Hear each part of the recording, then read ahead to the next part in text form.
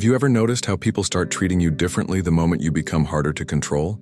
It's subtle at first. When you stop complying, when you set boundaries, when you begin thinking and acting for yourself, something shifts. People don't just walk away, they change tactics. Instead of direct control, they resort to more covert strategies, guilt-tripping, spreading rumors, twisting your words to make you doubt your own reality. These aren't just random acts. They're calculated psychological games meant to destabilize you without your awareness. All the while, you believe you're simply living your life, unaware that some are quietly trying to reel you back into their web of influence. Stoic philosophy teaches us something profound here. Real power isn't about controlling others. It's about refusing to be controlled. So the question is, are you truly free, or are you still reacting to their tricks without even realizing it? Let me tell you a story to bring this into sharper focus. It's the story of Adam, a man who walked through life on his own terms. He made his own decisions, and he didn't allow others to dictate how he should think or feel. His independence made people uncomfortable. At work, his boss couldn't intimidate him. Among friends, he didn't yield to manipulation. Even within his family, he stood firm on his boundaries. He expected respect for his honesty and strength, but what he got instead was resentment. People who once admired him began to criticize him. Friends who celebrated his confidence labeled him arrogant. Colleagues who used to rely on him started whispering behind his back. Confused and disheartened, Adam visited an old mentor, Mr. Carter, a retired businessman known for his wisdom. "Why is it," Adam asked, "that when I stop letting people control me, they suddenly turn against me?" Mr. Carter smiled, and without saying a word, led him into the backyard. There stood two horses, one tied to a post, the other roaming free. "Watch," Mr. Carter said. As he approached the tied horse, it stood still. But when he stepped toward the free one, it backed away, cautious, alert. "People are the same," he explained. "When they can tether you, they feel safe. But when you're free, they grow anxious because they can't predict or command you." Adam frowned. "So what do?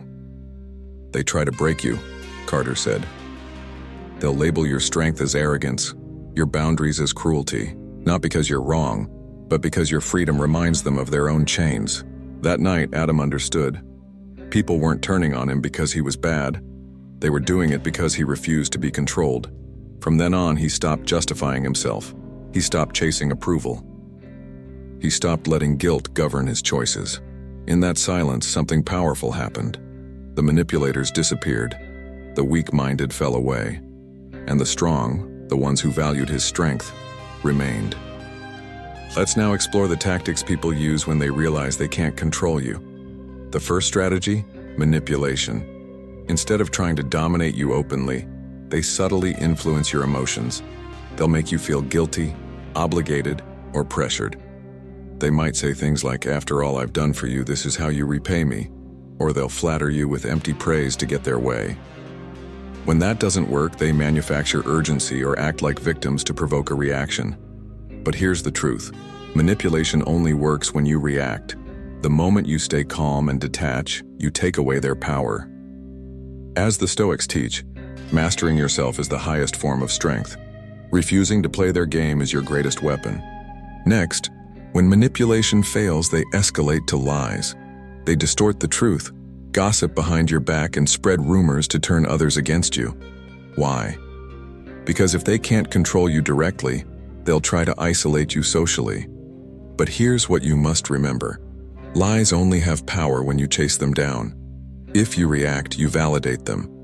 But if you remain still, let the mud dry, and brush it off in silence, the lies lose their hold. Aurelius once said, "If you are unaffected by what is said, you have already won." Truth doesn't need defense. It stands on its own. In time, your character will reveal the real story, and the lies will fall apart under their own weight. Then there's the victim act. This tactic is particularly manipulative because it's disguised as vulnerability. When confronted, these people flip the narrative, act hurt, and seek sympathy. They avoid responsibility by making themselves appear wronged, and suddenly you're cast as the villain. They rely on emotional reactions, Don't give them one. The Stoic way is to remain grounded. Epictetus taught us not to let others dictate our emotions. When someone fakes victimhood to control the story, the best response is silence and consistency. Let your integrity speak louder than their performance. And finally, the most strategic move of all, isolation. When manipulators can't control you and can't turn you into the bad guy, they go after your support system. Quietly, they twist stories, plant doubts, and try to separate you from allies. Why? Because they know a connected, confident person is harder to manipulate. They aim to make you feel alone, because alone, you're easier to control. It's the predator's tactic. Isolate the prey from the pack. But the cure to isolation isn't retaliation, it's connection. Stay anchored in truth, and strengthen bonds with those who value authenticity. Real allies see through deception in time. In the end, all of these tactics, manipulation, deceit, victimhood, and isolation, are tools of the insecure. They're used not to challenge you, but to cage you. The moment you stop reacting, stop explaining, and start living with clarity and resolve, you become immune to their influence. The manipulators vanish, the pretenders fade, and only those strong enough to respect your strength will remain. Manipulators rarely strike when you're surrounded by strong allies. Instead, they sow discord subtly, planting doubts, creating tension, and engineering misunderstandings that slowly pull you away from your support system. Their goal isn't confrontation, it's isolation. But once you understand this strategy, you can outmaneuver it. That's where Stoic philosophy offers profound guidance. Seneca once advised, associate only with those who uplift you. Avoid those who pull you down. The people around you shape your reality. Choose those who empower rather than divide. I once knew someone who, through a slow drip of comments and twisted narratives, tried to turn others against me.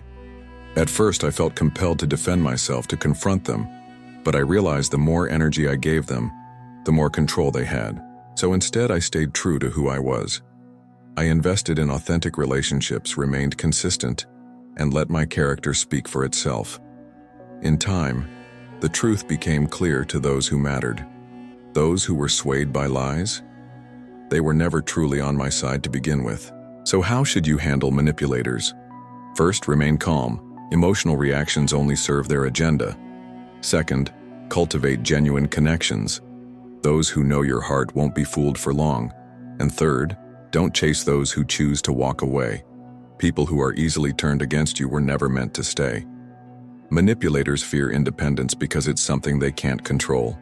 But strength lies in steadiness. Stay grounded, stay close to your real allies, and let the rest fall away. Another subtle tactic manipulators use is to chip away at your confidence. They won't attack you directly.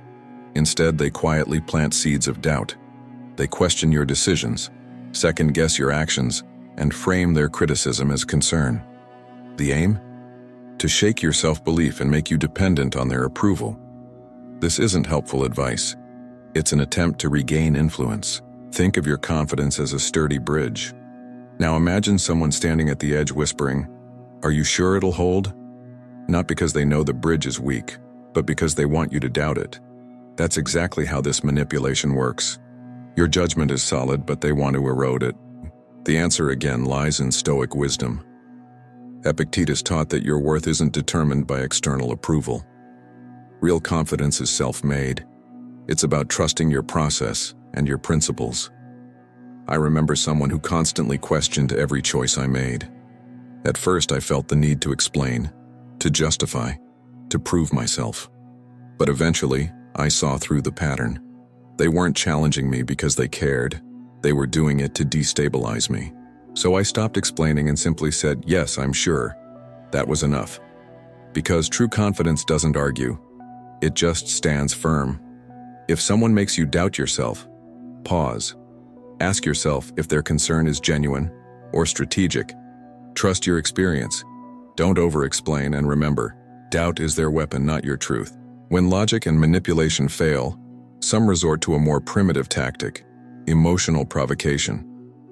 They'll try to get under your skin, insult you, distort your words, anything to make you snap. Because the moment you lose control, they gain it. If you react emotionally, they claim the moral high ground. They push your buttons not for truth but for leverage. But here's the thing, your reaction is what fuels them. It's like feeding a fire. Without oxygen, it dies. Marcus Aurelius once said, "The best revenge is not to be like your enemy." Staying calm when someone tries to provoke you is the most powerful move you can make. I've had people bait me, trying to spark arguments, throwing out exaggerated criticisms or digging up old mistakes. And sure, I felt the pull of anger. But instead of reacting, I responded with a calm, interesting perspective. That's it. No fight, no defense. And it stunned them, because they had nothing to work with. Emotional control isn't weakness, it's mastery. So if someone's pushing your buttons, ask yourself, do they want a solution or just a reaction? If it's the latter, take a breath, step back. Some battles aren't worth fighting, especially when your silence says more than any rebuttal ever could. Another frustrating but revealing tactic manipulators use is imitation. When they can't surpass you, they try to become you. At first, it feels like a coincidence. You try something new, and suddenly they do too. But over time, you realize they're not innovating. They're echoing, copying, hoping to absorb your shine by mimicking your steps. But imitation can never replace authenticity. No matter how closely someone follows you, they'll always be behind, because they're not moving from their own center. Think of the difference between the sun and its shadow. The shadow moves only when the sun does. It can never glow on its own. That's the reality of copying. It's lifeless without the original. Seneca said it best. Character, not imitation, defines a person. Someone can steal your words, your style, your strategy, but not your vision, not your mind, and not your voice. I remember someone who mirrored every step I took, until the moment I changed direction. Then they were lost, because they had no path of their own. That's when I realized, being copied isn't an insult. It's a compliment in disguise. So don't be distracted by imitators. Keep evolving, keep growing. Because the further you rise, the harder it is for anyone to keep up. Let their imitation remind you that you're leading. Finally, one of the most bitter truths to face is this. Some people aren't waiting for your success. They're silently rooting for your failure. They smile when you win, but it's forced. They nod when you dream, but behind their eyes, they're keeping score. They're not hoping you rise, they're waiting for the moment you stumble so they can say, "I knew it." That kind of false support is poisonous, but it's also powerless if you refuse to let it in. Picture a storm battering a strong tree. The wind howls, the rain pours, but the tree stands firm because its roots run deep. That's what you must become. The people hoping for your fall are like the wind, noisy, aggressive, but ultimately powerless unless you let them in.